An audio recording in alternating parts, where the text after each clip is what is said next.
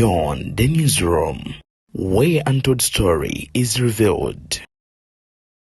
Bana Ddiini beekumyemu ogutaaka bano nno ne bagenda maaso n'okubanga baanukula General Museveni ku bigambo ebyo byagenze maaso n'okubanga ayogera bwe yabadde ayogerako eri eggwanga olunaku olw'omukaaga. Ebyo nno ebigambo byabadde bingi nga mwe muli eby'okwogera ku ddembe ly'obuntu. Bagamba nti gavumenti ya kuno esusse okulinnyirira eddembe lya bannansi oba oliawo ne bakiza entannamu era si we bakomye wabula byewuunyisa nti ne Mengo olwaleero evuddeyo nevaamu ate omwasi. Katikkiro Charles Peter Mayiga agamba nti Ebuvanjuba ne bugwanjuba ewaka wasigalawo ewasinga. Beyond the newsroom gwe mukutu ogukuleetera ekyo ekisinga katiranga naffe ng'oyita ku noti 771 453 688 ne noti 744 26 41 na bino bikulu tetulanga bafere tetulanga basawo ba kinnansi n'abagwa mu koowe eryo mwebale kutuwagira. Thank you. Gamba nti kyamakulu nnyo omuntu wabaziza omusango n'atwalibwa mu mbuga z'amateeka n'avunaanibwa era ssemateeka n'agobererwa. Wabula eby'okutwalira ssemateeka mu ngalo nti kizza eggwanga lyattu Uganda emabega kw'oteeka n'okubeera nga kifuula eggwanga lyattu ekitagassa. Ono nno bino byonna byogedde olunaku olwaleero mu lutuula lwa Paalamenti ya Mengo oba eya Buganda wali eri Bulange Mengo wasinziridde okubeera nga abyogera. Wuno pastor avudde mu mbeera n'atabukira General Museveni n'amugamba nti eggwanga Uganda gy'olyolekeza mwanattu si walungi yadde akamu n'akeddagala ebyabbalamu okugamba mbu Bafulanda babadde ku embasa ya Uganda e South Africa nga gye bali ekyemisana n'ekyenkya mwanattu bimufuukidde akayinja mu ngatto bwe bamwanukudde era n'amukolamu akabwa mangwawo n'embooko n'azimwokya. Bingi byenkuleetedde njagala okukusaba twegatteko mu butongole ng'osubscribinga BTN Media Beyond the Newsroom gwe mukutu Semakoto kwoli mu bufunze njagala okukusaba video gyempereka like okiwa like ojjaba okoze ekiwe ekyamakulu era ekisingira ddala okubaha ekirungi. Gwe natanatwegattako mu butongole nkusaba osubscribing okone mukadde okajje mpatronize okateeke mu all of ne notification ku mboozi n'enyuvu ze tuteekayo. Awo nno nzikiriza nkwanjulira aba like mobile abagamba nti gwe yeetaaga ogula airtime oba data nyiga *217 *553# ku mukutu gwonna kw'oli oba MTN or Airtel nyiga bonyezi kodi ezo zenkwadde wegulire airtime ne data wa like mobile. Weewaawo sigenda kubeera nga ate mwana tundwawo okujjako okutandikira wano kasooke nkuwa ebigambo bya Katikkiro Charles Peter Mayiga. Wuliriza nti omuntu aba amenya amateeka ayitibwe ku poliisi kubanga era amateeka be gagamba ategeezebwe amateeka ge yamenye. Bw'aba wa kukwatibwa akwatibwe misana aleme buwambibwa akwatibwe misana. Abamu ku ttebe eyanjule nze kopolo Opio nze kopolo Tumuhimbise era endagamuntu yange yeeno nkukutte kubanga wabbye enkoko eyamuliraanwa atwalibwe mu kifo ekikkirizibwa mu mateeka.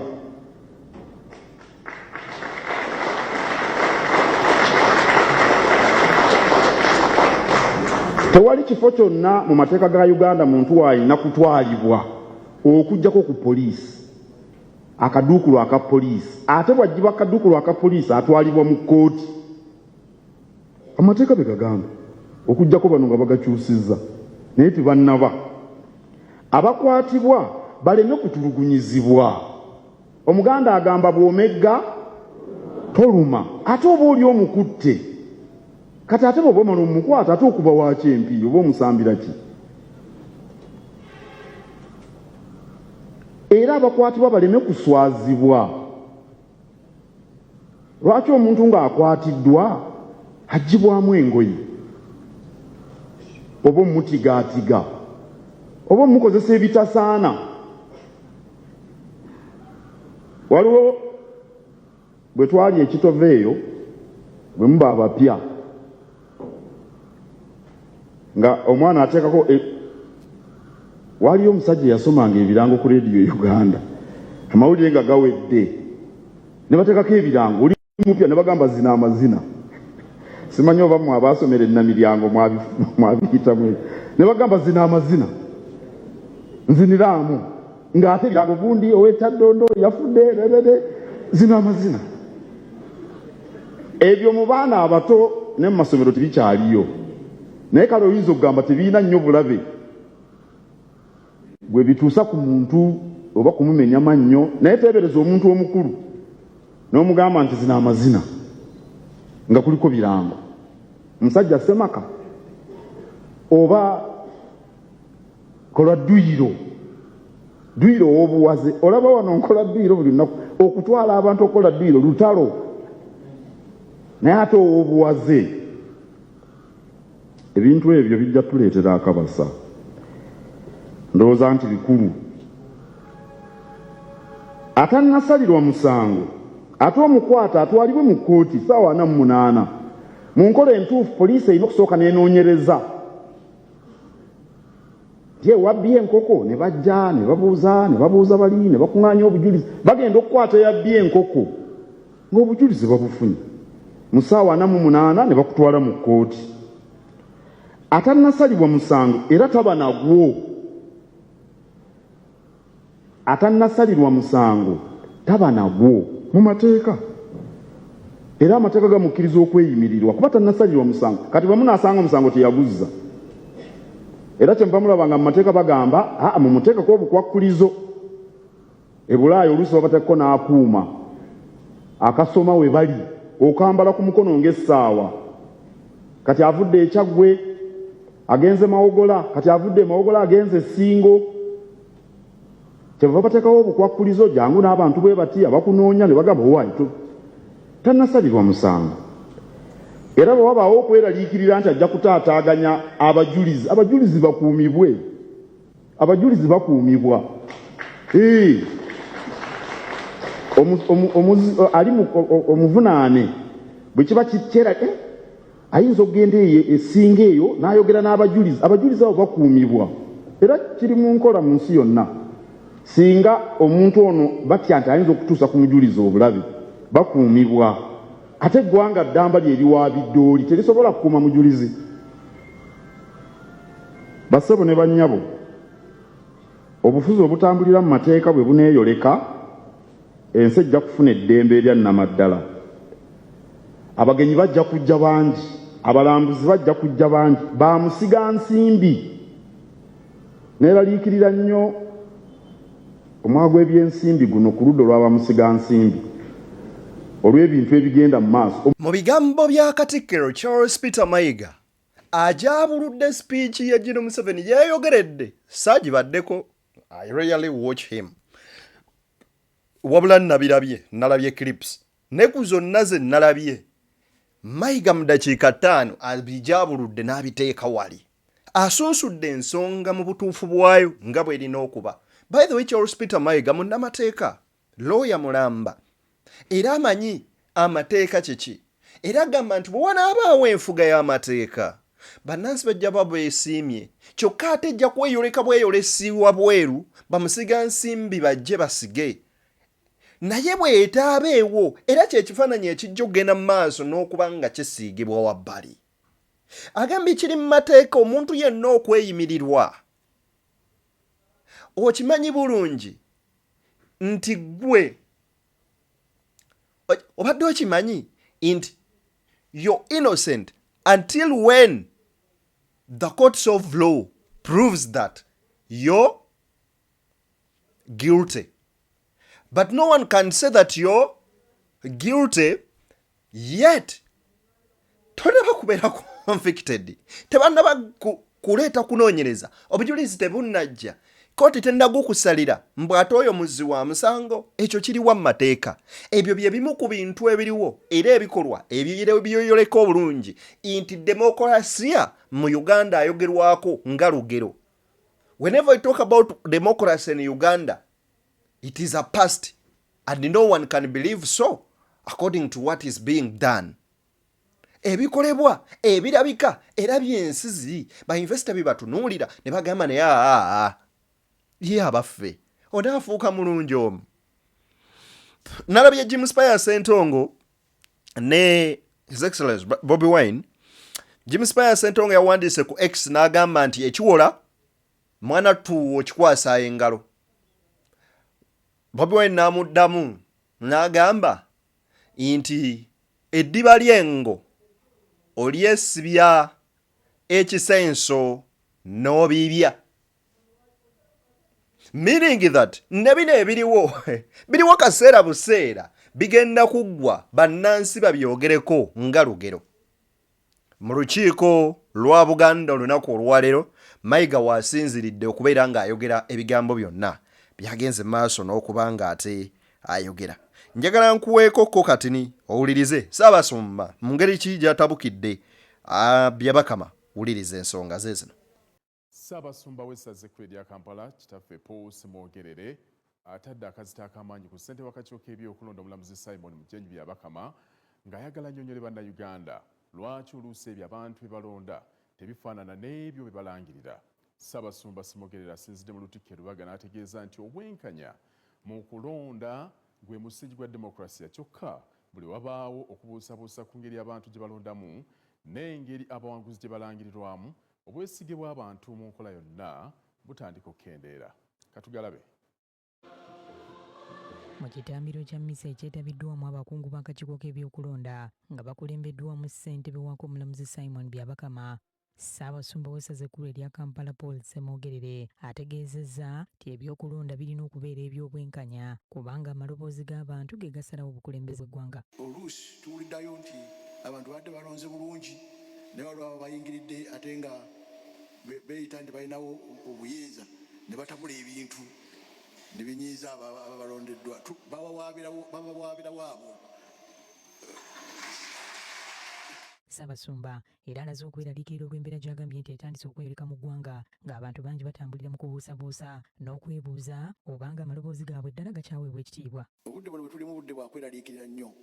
Abantu beeraliikirira wa binaabeera bitya, tugenda wa, onayogera kino oli ayogera kiri, ebimu goberera amateeka ebirala tebigoberera amateeka. Mu kwanukula ssentebe w'akakiiko k'ebyokulonda omulamuzi Simon Byabakama agambye nti amateeka ga Uganda galambika bulungi engeri y'omuntu gy'asobola okunoonya obwenkanya singa aba abuusabuusa ebyo ebiba birangiriddwa, bw'atyo n'akubiriza abantu okukozesa embuga z'amateeka okusinga okutwalira amateeka mu ngalo. Njagala abategeeza tubakakasa kintu kimu nti eggwanga lyaffe litambulira ku mateeka. Nkiddamu, eggwanga lyaffe litambulira ku mateeka.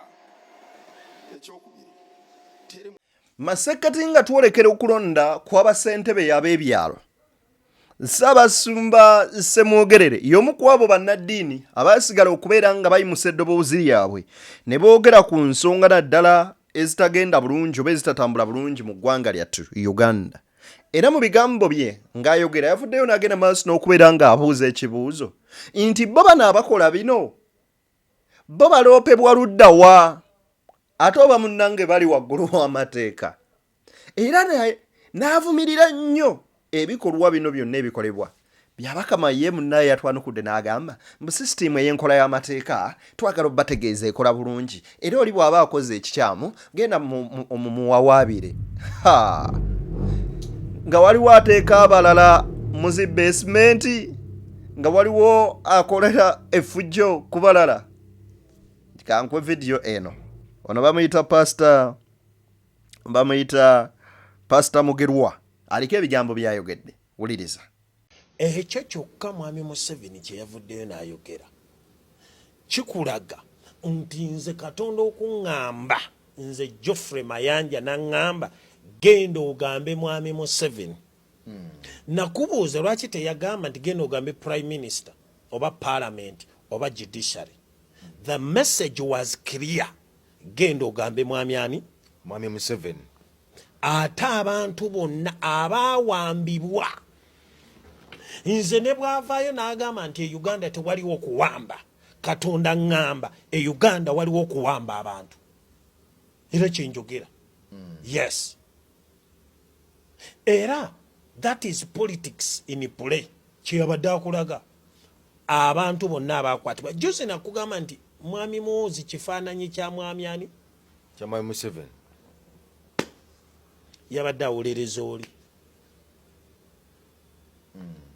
Teyesiga police, teyesiga judiciary, yabasibye nze mwami Museveni ne waddemba okwogera ye ekintu kye nga bw'akyagala nenze nange mugamba Katonda kyagamba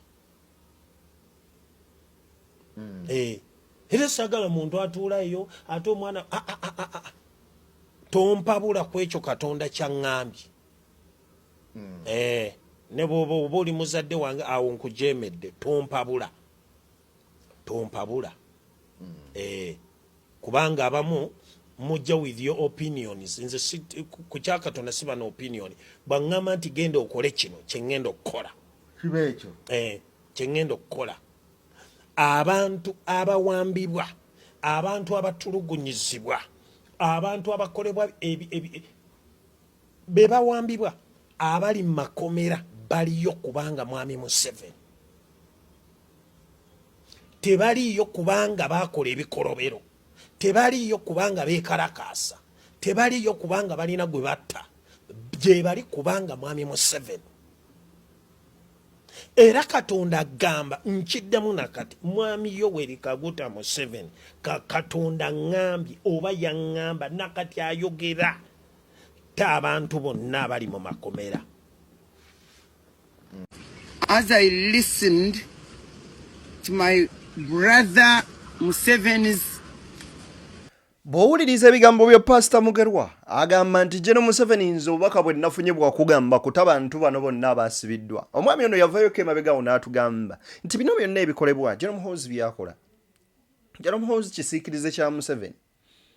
Many people didn't believe it, and I was among those who didn't believe so, and many of us thought that maybe whatever General Muhoozi is doing abikola on his behalf, yet it was another story, maybe his father is behind him. Anyway, Mugerwa agamba nti mukulu, do the needful kubanga eggwanga lino Uganda oba olyawo liriko Katonda waali. Kankwe wano Balamu owulire bye yayogedde.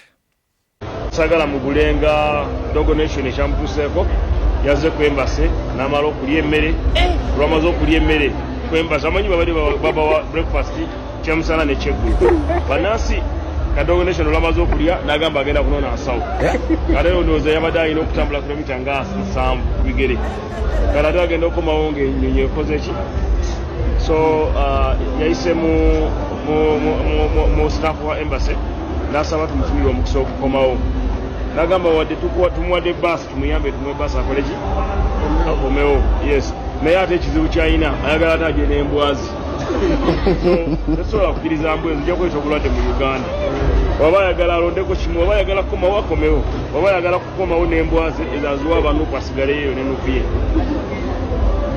ate abalala abantu bawumalukiseka bona bagenda kujja era bagenda batwala mu bagenda bayigiriza ababafunye n'entandikwa batandika okukola kuba babonaabona yamugenda kubasiba ate nga basiba baki bona bakomewo bona balina amnesty bakomewo president asonyiwa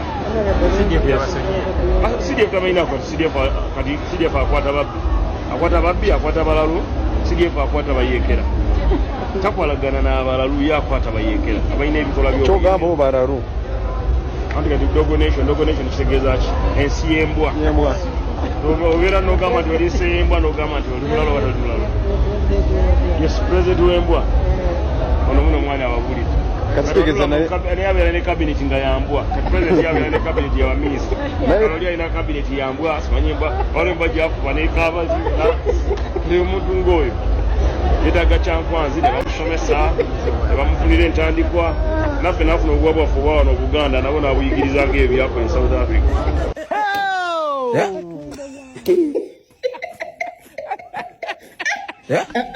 Ogongo gwe mutwe oyo mbu minisita asobola okulimba mu kamera ng'ensi yonna emulaba nga taswaddeemu wadde bwe mubagambako nga bagamba nti muvuma bwe mugambako nti bannange Balamu omutwe mukalu temuli magezi ngalowooza nti ovuma bw'ogamba ku Museveni nti bannange akatwe kakaddiye obunzebuuze fotosi oweddewo tokyamanyina biki bigenda mu maaso mu ggwanga nga balowooza muvuma bw'ogamba ku Muhoozi maana nti bannange omwenge gususse walagi kati yansalirawo eggwanga buli muntu abeera ku bunkenke lwakutya mutamiivu nga balowooza muvuma naye nga bye bituufu bannayuganda essaawa zino beebuuza kiki kye munoonye South Africa ekyabalema okukola awalala ng'abaana babadde balaajanira mu Buwalabu, Saudi Arabia, Dubai, Cambodia.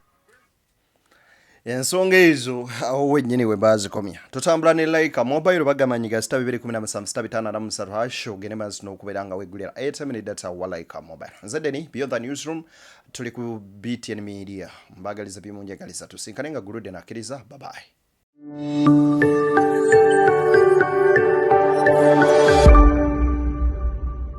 Beyond the Newsroom, where untold story is revealed.